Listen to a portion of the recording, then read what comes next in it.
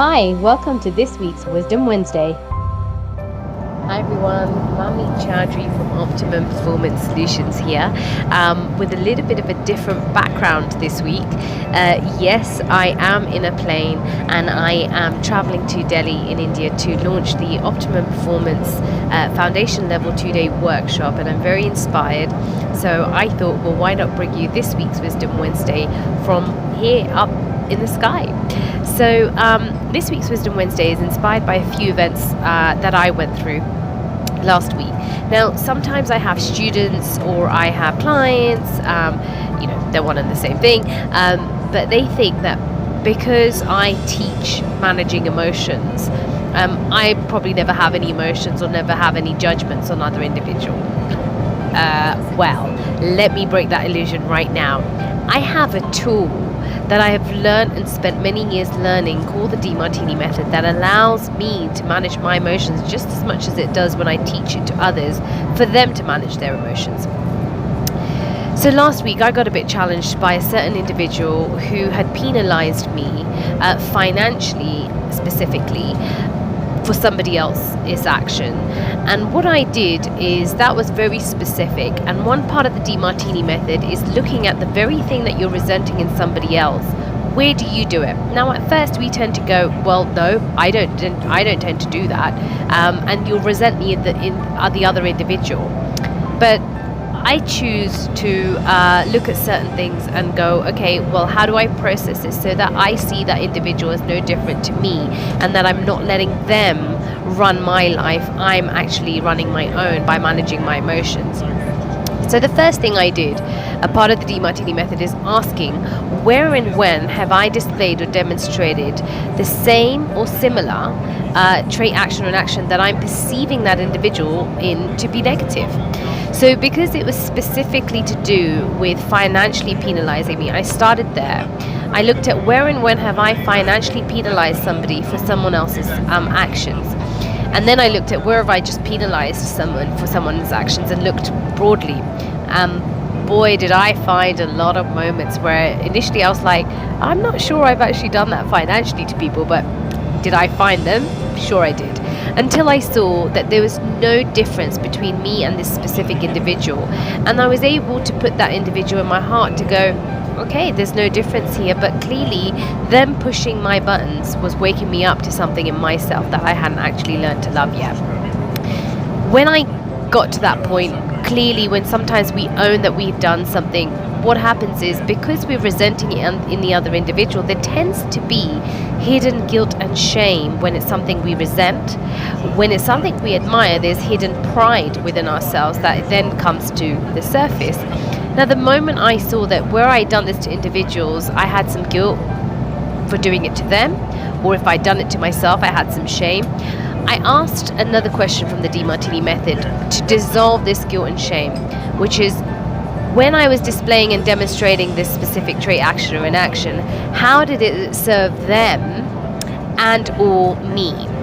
And when I was able to see that my behavior in every moment that I had displayed and demonstrated that was needed for the evolution of that individual, I was able to put myself in my own heart to realize that I couldn't mess things up. That specific trait, action was needed. And then of course I looked at, how did it serve me that this individual was displaying and demonstrating that. And of course there are 14 questions of the Demartini Method that we go through, but I wanted to just share this little piece, because what happened is, as you dissolve guilt and shame in your life, you increase your deserve level, your worthiness to receive, and your self-worth. Because you don't think that you have to get rid of half of yourself to love yourself.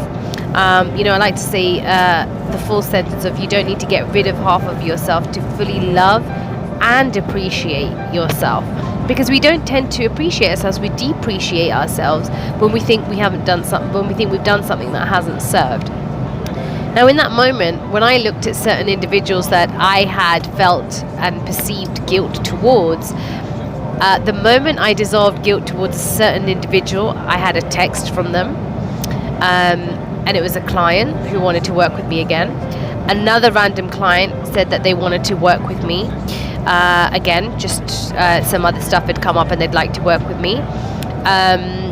I had money that was owed to me for a good few months.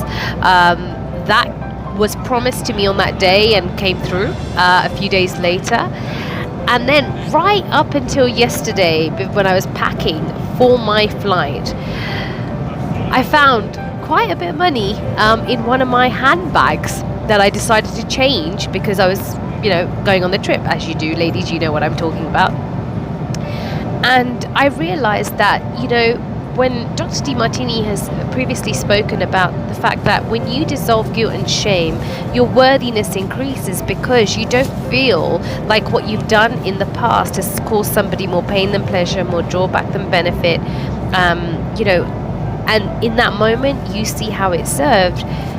You see that you couldn't have messed it up. You go, oh, well, thank yourself for actually displaying and demonstrating that. And you have no fear of doing it again.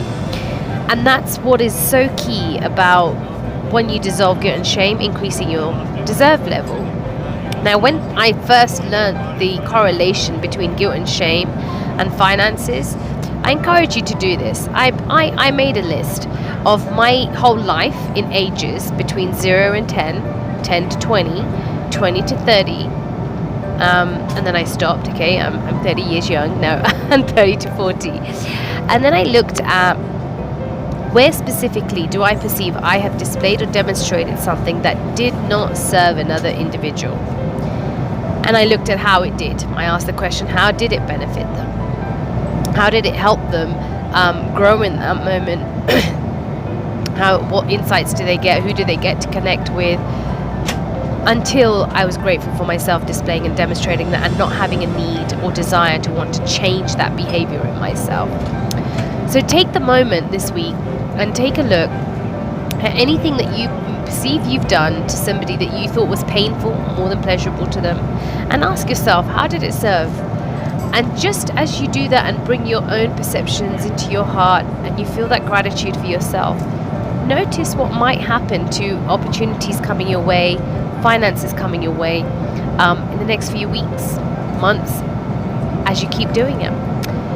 I didn't want you guys to miss out on this beautiful share that I had from this week. Bye. We hope you found this week's Wisdom Wednesday of value. If you did, please feel free to like, comment, or share with others that you feel would find it of value too. Thank you.